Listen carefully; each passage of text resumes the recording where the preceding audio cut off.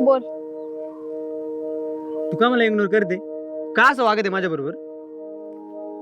असं नको वागू तर मग कसं वागू? आणि मी असं का वागते ना हे तुला चांगलंच माहितीये.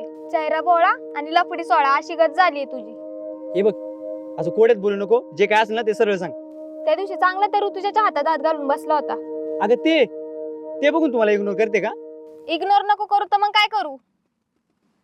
हे बघ, तुला खरं काय ना ते काहीच माहित नाही. ऐक, अगं ते ऋतूच्या आवडते मयूरला. ते आले होते त्या दिवशी. मला वाटतं का ती मयूरलाच प्रपोज मारेल, पण तिने मलाच प्रपोज मारला.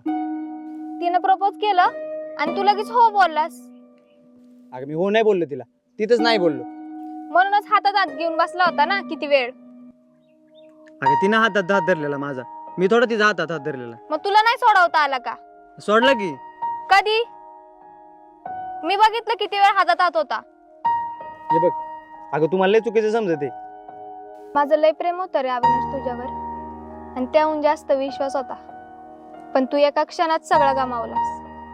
मी तुला आनंदाची गोष्ट सांगायला आले होते, पण आता जाऊ दे. सगळं संपलंय आपल्यातलं.